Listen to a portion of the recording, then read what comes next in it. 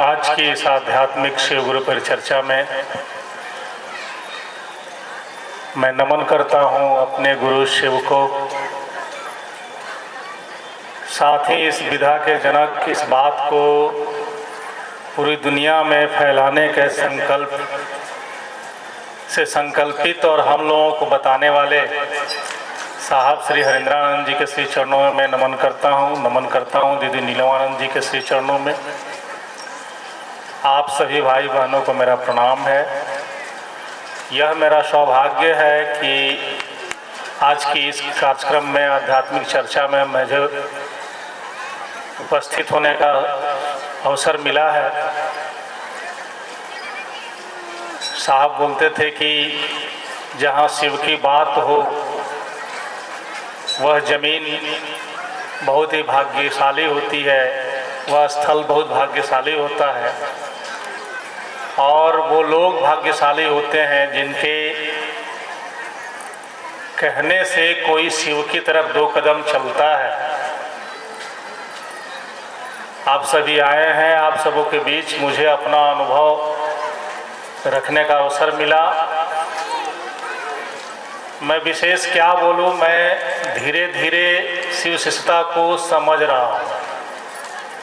धीरे धीरे समझ रहा हूं इसलिए कि शुरू से बहुत तेज विद्यार्थी नहीं रहा, यहाँ भी बहुत तेज मैं नहीं हूँ।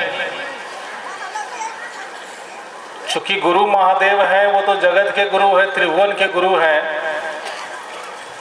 लेकिन शिष्य के तल पर उतर करके समझाते हैं। दिक्कत यहाँ ये है कि हम उतना तेज है नहीं, इसलिए सोचने में तो बहुत धीमे धीमे सीख रहे हैं।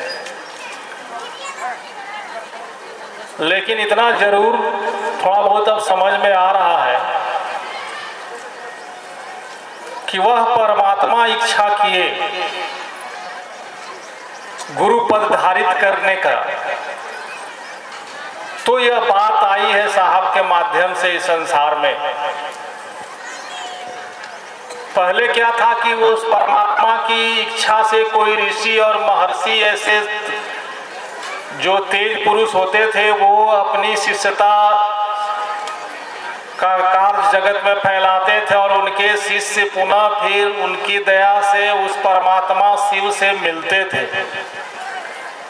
यह संसार का जो चक्र है कि शिव इच्छा किए तो जीव बने और जीव पुनः उसके अंदर वह इच्छा उस परमात्मा ने गुरु की दया से जगाई तो वह शिव की ओर चला और शिव से एक हुआ। यह चक्र पहले जो चलता था, साहब के इस धरती पर आने के बाद यह तो साबित हो गया कि अब गुरु शिव ही होना चाहते हैं। व्यक्ति विशेष के सामर्थ्य में और वैसे लोगों के सामर्थ्य में अब वो बात नहीं रही जो पहले थी। और हम लोग साहब के जीवन पर जब मैं थोड़ा बहुत देखता हूं, तो मुझे ऐसा लगता है कि वह शिव हरिंद्रानंद जी के शरीर का सहारा लेकर हरिंद्रानंद जी के जीवन के में घटनाओं को घटाकर हमको और आपको ये समझाने का प्रयास करें, क्योंकि आदमी किसी आदमी को ही आसानी से पकड़ता है, उसी की बात सुनता है, उसी की बात समझता है। इसलिए उस परमात्मा को भी उस साहब के शरीर का सहारा लेना पड़ा, या घुमा फिरा के उस बात को आप समझिए, दूसरी तरह से भी कहा जा सकता है, लेकिन मैं वो नहीं कहूंगा। लेकिन इतना समझिए कि साहब ने आओ चलो शिव की ओर में एक बात लिखी है कि वह परमात्मा जिस मानव शरीर का अवलंबन लेकर उस परमात्मा की करुणा शक्ति, की करुणा शक्ति जिस मानव शरीर का अवलंबन लेकर जगत में काज करती है, उस शरीर को गुरु का शरीर कहा जाता है। तो साहब के शरीर का सहारा लेकर उस परमात्मा गुरु शिव ने हमको आपको बहुत कुछ समझाने का प्रयास किया। आप हर चीज को उठा लीजिए, भाई जी, बहन जी, हम और आप अपने जीवन की किसी समस्याओं के निराकरण के लिए किसी गुरु के पास जाते हैं, किसी अपने से समर्थवान व्यक्ति के पास जाते हैं जो हमको रास्ता बता दे। लेकिन एक बात पकड़िएगा, हम भी जीवन में हताश होते हैं, हम भी जीवन में निराश होते हैं, और हमारे हताशा और निराशा में हम सहज में उपलब्ध किसी मानव शरीर का अवलंबन लेते हैं, उसी को अपने से गुरु समझ लेते हैं, उसी को गुरु मानते हैं। भैया कुछ रास्ता बता दीजिए, आप उसको जो समझ लीजिए। और कहा गया कि हारे के हरिनाम, निर्बल के राम के बलराम। हरिंद्रानंद साहब ने भी हताशा और निराशा की स्थिति में परमात्मा को गुरु माना था। विचार करिएगा कि हताशा और निराशा की स्थिति में जब उनको कुछ नहीं सूझा, मानव शरीर में बहुत से गुरुओं के पीछे चलने के बाद, और ये तंत्र मंत्र, हम लोग आत्मतांत्रिकों को पकड़ते हैं, औगड़ों को पकड़ते हैं, ओझा को पकड़ते हैं अपने जीवन में बहुत सी समस्याओं के लिए। लेकिन हरिंद्रानंद साहब का भी जीवन का वो दौर गुजरा है, और उन्होंने भी अपने जीवन में पाया कि इनसे कोई निदान नहीं हुआ, निराकरण नहीं हुआ उनसे, और उनका संगत, उनके शागिर्दगी से उनको कुछ नहीं मिला, और हताशा और निराशा और हारे की स्थिति में उन्होंने भगवान शिव को गुरु माना था। जो कि हम लोग कहते हैं ना कि हारे के हरि नाम, अब जाई तो कहाँ जाई, सगरे से थाक गई बनी, तो सगरे से थाक गई तो परमात्मा गुरु शिव है आपके, वही परमात्मा, वही गुरु है। बस उनके सहारे को पकड़ के स्थिर हो जाइए, कहीं कुछ मिलने वाला है नहीं, मन भटके या भटकने के सवाल ही कहां पैदा होता है। बस पकड़ के, जैसे साहब का मन स्थिर हो गया कि सीखेंगे तो आप ही से, वैसे ही अब आप अपने जीवन में गुरु रूप में शिव को पकड़ के स्थिर हो जाइए कि जीवन में हमको जो कुछ भी चाहिए वो आप ही से चाहिए। इस जीवन को जीने में, तमाम उलझनों में, तमाम परेशानियों में केवल आप अपने गुरु शिव को पकड़े रहिए। बस चाहे दुख आए, चाहे सुख आए, चाहे बीमारी हो, चाहे भूत हो, चाहे प्रेत हो, चाहे किसी भी तरह की परेशानी हो, चाहे लाचारी हो, चाहे बेरोजगारी हो,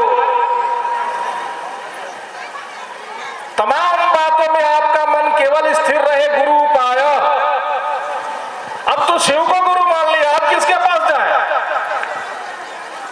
लोग ईश्वर के अस्तित्व को भी नकारने वाले लोग हैं, और है बात करते हैं, लेकिन बहुत पीछे मुड़ के नहीं जाना है। 200 साल 300 साल पीछे मुड़ के जाइएगा तो रामकृष्ण परमहंस के जीवन को देख लीजिए। इतिहास है ना, इतिहास का समय है, अंग्रेजों के काल का समय है ये। वो माँ भगवती से साक्षात बात करते थे, माँ भगवती उनको अपने गोद में खिलाती थी, वो माँ भगवती को भोजन कराते थे। तो भाई जब ईश्वर का अस्तित्व ही नहीं है तो फिर रामकृष्ण परमहंस का जीवन, फिर विवेकानंद को भगवती का साक्षात्कार अपने गुरु की दया से। और थोड़ा इधर आ जाइए, और आगे जाइएगा तो मीराबाई का इतिहास है, और आगे जाइएगा तो रविदास जी का इतिहास है, और पीछे आइए आज के समय में इस कालखंड में तो हरिंद्रानंद जी का इतिहास है। बातें बहुत हो सकती है, समय का अभाव है। महादेव गुरु एक अनुभूति की बात है, तो मैं भी आपको ये बता देता हूं कि शिव को गुरु मान करके जितने देर मेरा मन ठहरा है, 20-22 साल तो हो गए, और निरंतर यही प्रार्थना करता हूं, क्योंकि मैंने इस यात्रा में बड़े बड़े को छटकते देखा है। तो निरंतर ये प्रार्थना करता हूं कि महादेव दया बनाए रहेगा अपने चरणों की, अपनी शिष्यता सरकार, आप जीवन में मेरे गुरु हैं, गुरु बने रहिएगा, मुझे भटकने नहीं दीजिएगा, इतनी दया जरूर करिए गुरुवर। और इतने समय के अवधि के अंतराल में मैंने ये महसूस किया है। कल ही पत्नी से बात हो रही थी, तो पत्नी बोली जानता नहीं, अब तो कालियो माई के मंदिर में जाई ना तो गोड़ लागे जाए ना, तो पहले महादेव गुरु के आदमी गोड़ लागला, शंकरे जी के गोड़ लागेला, तब याद पड़ लगे तो काली माई के मंदिर में, तब फिर तो दिक्कत हो, गलती होगा, तो फिर काली है ये देखिए, उस गुरु शिव ने अपने से तो जोड़ा, उस गुरु शिव ने शिव से तो जोड़ा, परमात्मा से तो जोड़ा कि उनको मंदिर में, काली के मंदिर में भी जाने पर पहले शिव याद आते हैं। अगर जीवन में इतनी भी सार्थकता है तो बहुत बड़ी बात है, उस गुरु की दया है। मैं भी यही बात कर रहा हूं कि जीवन के किसी भी क्षण में अब तो केवल गुरु शिव ही याद आते हैं। इतना तो महादेव की दया से, साहब की दया से हो गया है और ये होता रहेगा। एक निष्ठा आपकी हो जाएगी ना। साहब बोले थे कि निर्भरता से निर्भय होता है व्यक्ति। अगर आपका मन गुरु पर निर्भर होने लगे तो आप निर्भय होने लगिएगा। आपके जीवन की शंकाएं, आपके जीवन की चुनौतियां, आपके जीवन की परेशानियों में आपका मन स्थिर रहेगा और भयभीत नहीं होगा, अकबकाएगा नहीं, घबराएगा नहीं। गुरु पर आपका मन टिक गया तो आपके जीवन की समस्त समस्याओं का निराकरण उसी गुरु की दया से धीरे धीरे होने लगता है। जो मैं देख रहा हूं, जो मैं अपने जीवन में अनुभव कर रहा हूं, और गुरु वहां लेके आएंगे आपको एक दिन कि जाहि विधि राखे राम वाही विधि रहिए, सुख व दुख चुपचाप सहिए। जिस दिन आपका मन गुरु पर स्थिर होने लगेगा, जीवन के सुखों और दुखों में आपका मन अकबकाएगा नहीं। आप उसे भी अपने गुरु की दया, महादेव की दया समझ करके धैर्य पूर्वक जीवन का निर्वहन आपका होता रहेगा। संबल गुरु है, संबल शिव है, संबल साहब दीदी है। बातें जो जितने मैंने समझा है उतनी आपको सुनाने का समय नहीं है। मैं आप सबों को प्रणाम करता हूँ, मेरा प्रणाम स्वीकार करिए। बहुत सुंदर। मैं अपने गुरु महादेव के चरण में प्रणाम करती हूँ, मैया भवानी के चरण में प्रणाम करती हूँ, साहब दीदी के चरणों को मैं प्रणाम करती हूँ। सभी गुरु भाई साहब कहते हैं कि शिव का शिष्य बने रहें, शिव का शिष्य बने रहें। और दीदी नीलम कहती थी साधु बाग, मेरा साधु बाग, यानी कि साधु के तरह हम लोग रहें, साधु की तरह गृहस्थी में रहकर भी साधु रहें, साधु का व्यवहार रहे। गृहस्थ में, घर में, बाहर में रहकर भी हम लोग साधुता का परिचय देते हैं। कहीं भी रहते साधुता का परिचय देना ही शिव शिष्यता का एक भाग है। साहब कहते थे कि शहर से हजारों शिव शिष्य निकल चला, हजारों साधु निकल गया और शहर को पता भी नहीं चला। शिव शिष्यता वैसी होनी चाहिए। और ये जो हमारे साहब श्री हैं, दीदी श्री हैं, हम लोग यदि साहब श्री और दीदी श्री को देख लिए हैं तो समझ जाइए कि हम लोग महादेव और मैया भवानी को भी देख लिए हैं। भगवती जो नीलम माँ आनंद को देख लिए हैं वो भगवती के स्वरूप ही हैं। भगवती का दर्शन हो गया माँ नीलम आनंद में, महादेव का दर्शन हो गया साहब श्री हरिंद्रानंद में। जहाँ जहाँ जब जब शिव शिष्यता की बात चलेगी, शिव गुरु चर्चा की बात चलेगी, वहाँ साहब हरिंद्रानंद जी का नाम होगा। लोग पूछेंगे कौन सा शिव चर्चा? अरे वही शिव चर्चा जो हरिंद्रानंद का है, वही शिव चर्चा। और शिव चर्चा में साहब श्री का नाम अमर है और साहब श्री ही सब कुछ है। कहते हैं कि तीन सूत्र में पूरे दुनिया के सुख समाहित है। पहले हम लोग दया मांगते हैं कि हे शिव आप मेरे गुरु हैं, मुझ शिष्य पर दया कर दीजिए। दया में सब कुछ है, जितने भी दुनिया का सुख है, सुविधा है, सारे सुख सुविधा दया में है। मात्र गुरु भाइयों के चर्चा से आपको समझ में आया होगा कि शिव की शिष्यता में एकाग्रचित्त ही सब कुछ है।